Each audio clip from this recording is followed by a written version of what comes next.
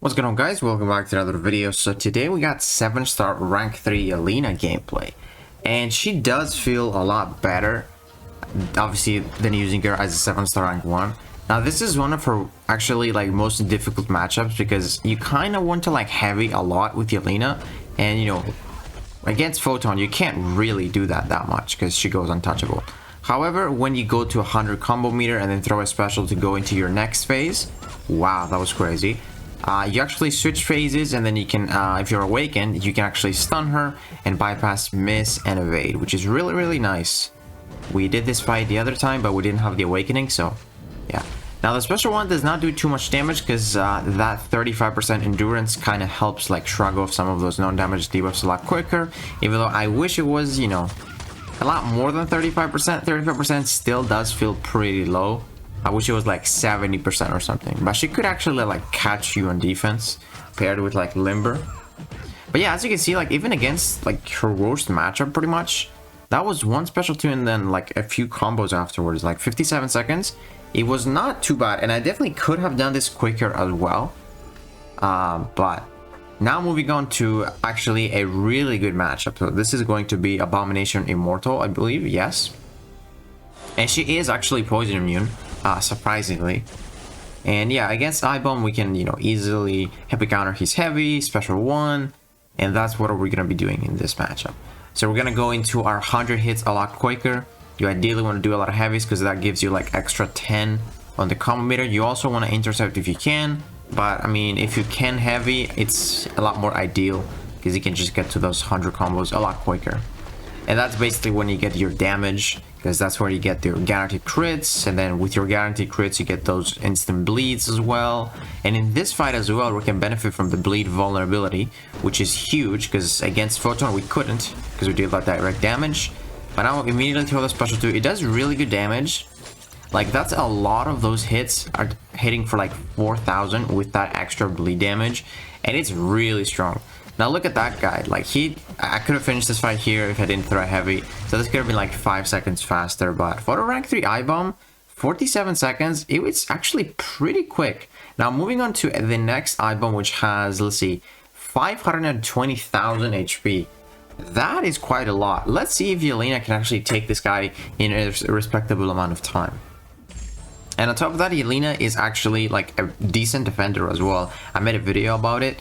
But yeah, she will actually, it seems like she's going to be a good attacker as well. However, I would probably only use her when I can heavy counter, or, you know, if I can parry and heavy, because that's just going to speed up the fight. And only if the opponent is not bleed immune. Because if they are bleed immune, you can do the fight, but I'd rather use someone else than Yelena. And probably, you know, just throw her in defense on that time.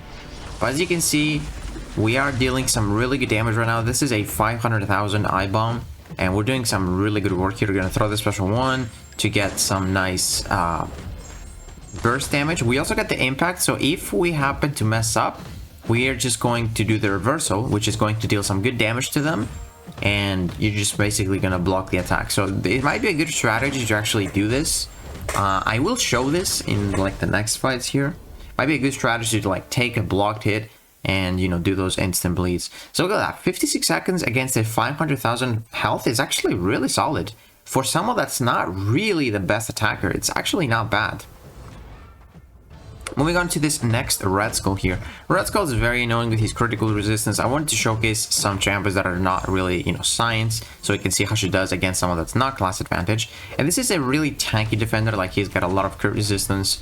There's no way for us to remove the armors. However, once we get to our next phase, we're just gonna have guaranteed crits. And this fight actually works pretty well, because after his special 1, we can easily heavy counter like that. And yeah, we just get up to the 100 hits combo is in like really quick against this fight without even parrying. Now we're gonna go for our special 2. We're gonna get all of those nice guaranteed crits. As you can see, dealing some really good damage on that special. Like, let's see. So I think when we threw it, we had like, he had 70%.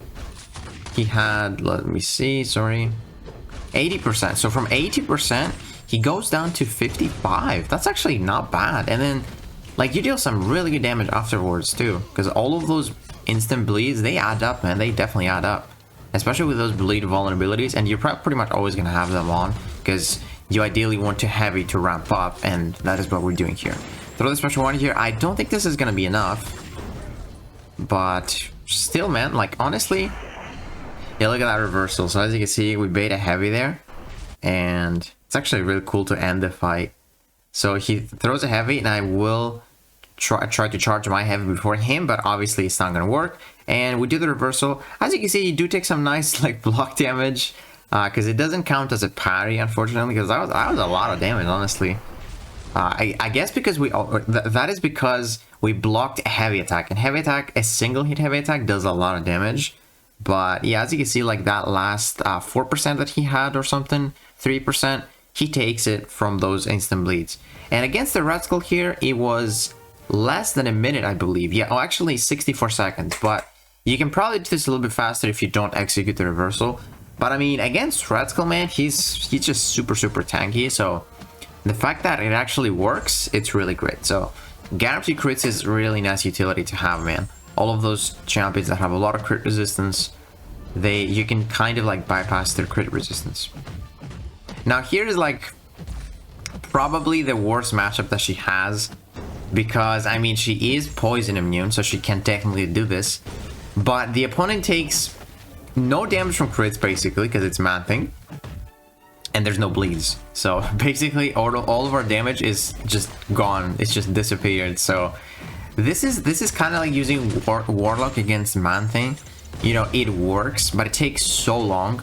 I remember taking sometimes I took that matchup with Warlock, and you know, you would always come out with like good HP, but you would barely finish the fight, sometimes not even. But I mean, if you have to take this matchup, Man-Thing is not really a common defender, but I feel like he's a pretty good one. If a lot more people get their hands on the 7-star, because he's kind of like tough to get, they might rank him up. So he's really tanky. I just want to showcase like pretty much her worst matchup, because it's probably worse than Photon, because you know, against Photon you at least have class advantage. But as you can see, the fight is working out. It's just really slow, but we're definitely gonna finish with 100% health. As you can see, we did drop below our 5 hits, so we actually reset to the other phase, and by throwing the special 2 we actually got plus 50 on the combo meter, and we are very close to getting to our phase again. Probably gonna throw the special 1. No, I guess not. And you will see that it probably takes like full 2 minutes to do this fight.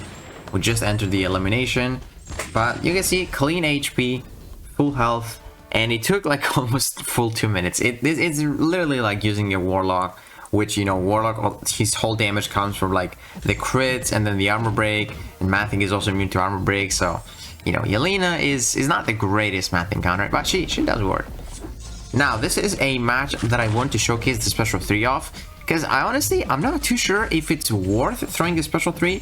You do get a passive bleed that's like strong, but I mean, I'd say the special 2 probably does more damage because there's so many hits there, and with those guaranteed crits, you're just gonna get a lot of those passive, or so you're gonna get all of those instant bleeds, and they probably do more damage. But I guess in this fight, it's definitely better to use a special 3 because the special 2 has so many hits, and Rintra is definitely gonna get to 10 charges or more and go unstoppable. So I think this is like the perfect fight to actually throw the special 3. It actually has a quick animation as well, something to keep in mind. Probably is like less than 10 seconds. As you can see, critical bleed, it ticks for 3296 if I can see correctly. Yes. So that's like almost 7,000 damage per second. It doesn't last for too long, but it did take him down quite well. But again, I don't know. I probably would say if it's not Rintra, I would probably stick to special 2s because I feel like it still does more damage.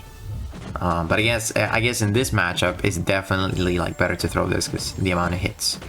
Now we're gonna end it with the special 2, and that's Yelena. So I'm definitely feeling a lot better about Yelena now on attack. She can definitely do her matchups. As you can see, Rintra 126. Yeah, the special 3 might not be the way.